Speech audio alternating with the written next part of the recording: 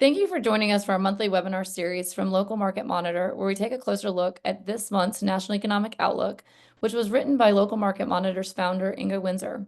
For those of you that don't know Ingo, he has been analyzing real estate markets for over 30 years and is a graduate of MIT and Boston University. He's not your typical economist and has a knack for taking complex data, extracting what is important, and providing unique insights and tangible guidance on real estate markets. So with that, I bring you Ingo and his insights on the economy. Thanks very much, Carolyn. Every month, we look at the latest economic data to see what they can tell us about real estate markets, where they are now, and where they may be headed. Our underlying premise is that you make better investment decisions when you have a better idea of the economic forces that affect supply and demand. This month, we'll again review the situation of the overall economy, whether current trends will continue in 2025, and what that means for real estate markets. First, let's look at jobs, our best short-term indicator of how the economy is doing. Here's a picture of the monthly increase in jobs compared to the same month of the previous year.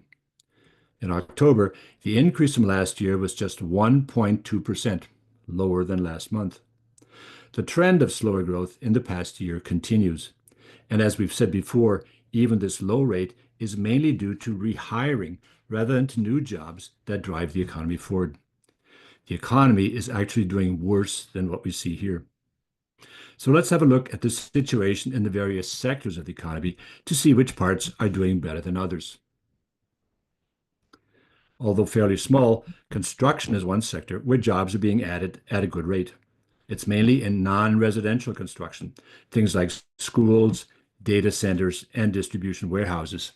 This is very much likely to continue in 2025. In the manufacturing sector, there has been zero growth for more than a year, with little likelihood of improvement. The extra drop in October is partly due to the strike at Boeing, which has now been resolved, but that doesn't lift the prospects for the future.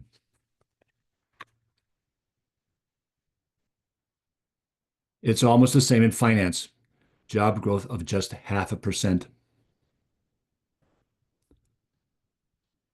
And in retail, also about 0.5%. The long period of restaffing at restaurants is over, and growth in this sector is flattening out around 1% a year, which it was just before the pandemic.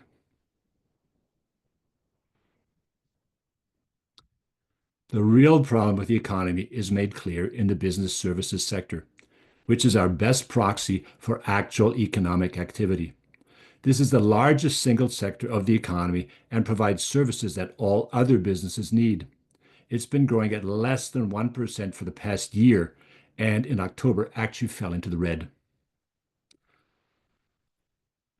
All of these sectors would do better if interest rates were lower, which we'll talk about shortly.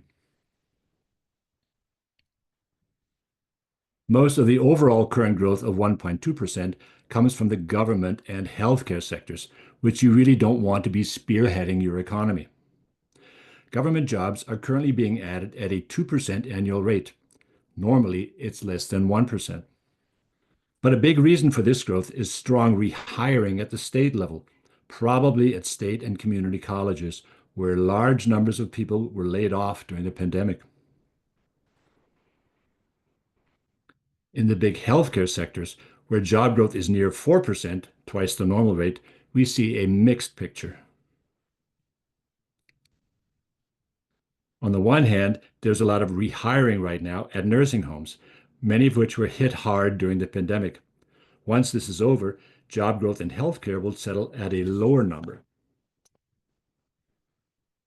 But in other parts of healthcare, there is in fact brand new job growth. In home health care, for example, jobs are increasing at almost a 10% annual rate. More jobs are always a good thing for real estate markets, but an economy mainly driven by more healthcare is not a sustainable economy. One reason we're in this situation with almost no growth in most sectors of the economy is high interest rates that have inhibited both consumer spending and business investment. Interest rates were jacked up in 2022 by the Federal Reserve as the only tool available to combat a surge of higher prices for consumer goods. a legacy of a broken production and distribution system during the pandemic. This table shows how expensive it now is to borrow money, especially for consumers and small businesses. It's not clear that the Fed's policy has worked very well. Sure, inflation is now down to around 2%, but that's because people can't afford to pay prices that are 20% higher than they used to be. And in the meantime, rather than boosting supplies of scarce goods, we've had a sharply lower growth of the economy. An additional worry about high interest rates, beyond the effects they've already had, is that they won't come down as fast as they went up. Mortgage rates, for example, are still up around 7%, and it's difficult to imagine they'll be a lot lower by the end of 2025. And that means real estate markets will not be back to normal in 2025. Home prices are not likely to come down. We'll know more at the end of this month when new data are available. And that means most people will not qualify for a mortgage, nor will investors be very interested in rental properties. That's it. In this time of uncertainty, it's important for bankers and investors to stay on top of local economic and real estate developments. Local Market Monitor provides the data and analysis they need with local market reports and investors' metro analysis. Thanks very much for following along. This is our National Economic Outlook. I'm Ingo Windsor.